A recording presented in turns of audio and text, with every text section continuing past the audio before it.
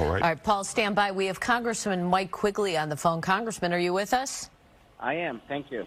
So we are waiting for a lot of these procedural votes. Where does it stand? Are you in the House chamber this morning?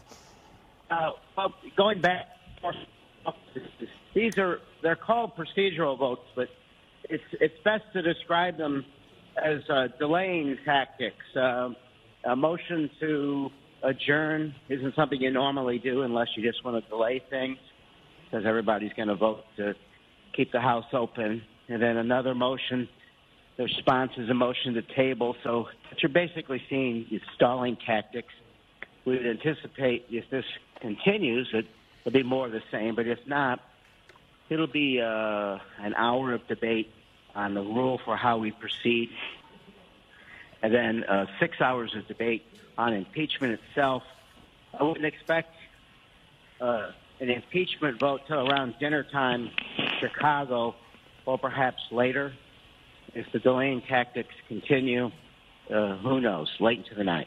I can't imagine Nancy Pelosi wants a vote taken at 10 o'clock at night. Do you see a scenario like that where she might, is there a way to delay it to the next day if that's what she wants to do?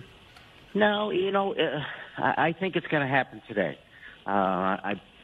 We've been here for a while. I don't think anyone wants to stay here for the holidays. Yeah. I suspect whatever the ramifications, people will vote tonight one way or another. And some of these procedural votes to stall aren't debatable, and they're not things that you can stop. So Are you frustrated, Congressman Quigley, that I think the average person watching this says, well, I pretty much know everything that's going to happen today because I've already listened to it for a few weeks, and we all know where this is going and how it's going to end. Is that frustrating for you?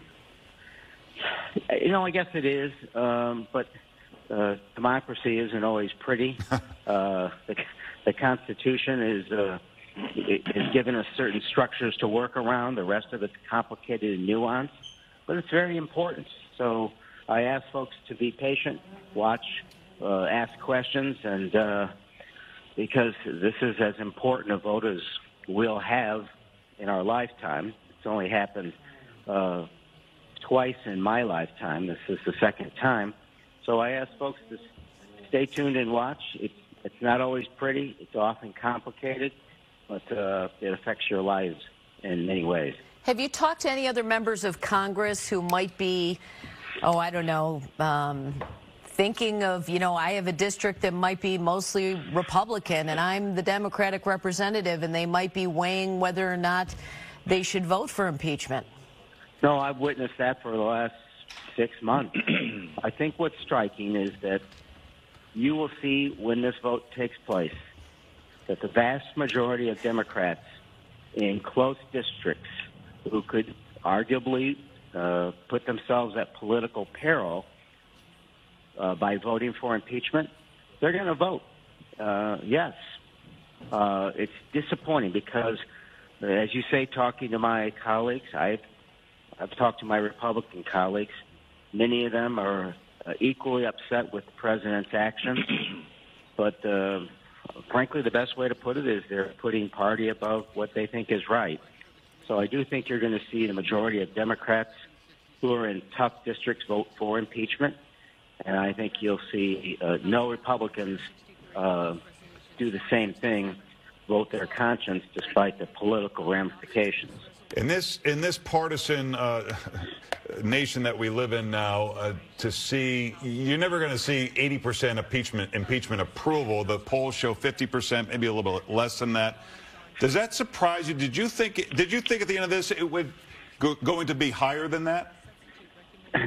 No, but look at it this way.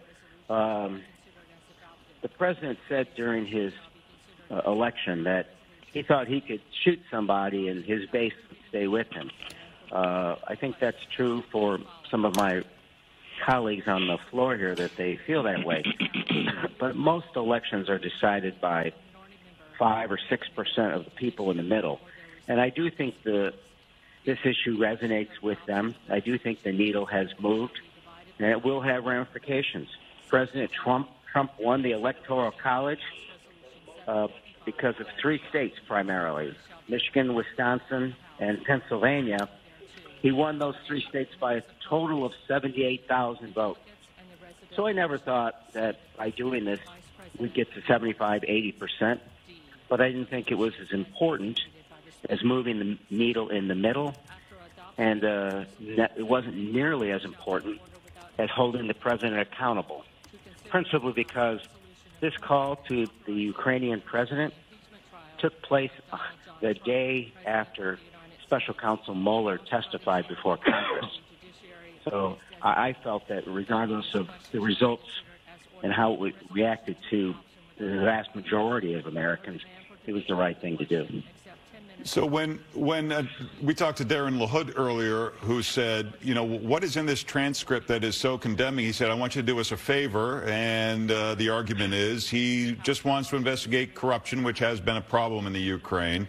How do you respond to one of those middle voters you referenced who is hearing that argument from Darren LaHood? Yeah, it's juxtaposition with the obvious. They're withholding critical military aid to a country at war with Russia. Not a possible war, a real hot war where people are dying every day. And that aid puts them at risk. It was a solicitation of a bribe, an official act holding back, as we now know, military aid, holding back what they wanted, a White House visit, so that he would not just deal with corruption generally, but investigate his political rival. And look, here's what I remind my colleague, Mr. LaHood. Rudy was just in Ukraine basically saying, yes, I'm still asking them to do these investigations. The investigations of 2 now debunked conspiracy theories. So it's not like Rudy is saying, no, this never happened. He's still there moving forward with this scheme. So that's what I would tell those folks in the middle. The crimes are still being committed. Representative, still moving forward. Representative Quigley, thank you so much for joining us. We're going to listen in here to the proceedings in the House as someone's speaking. Stand by. Thank you. For the violation of minority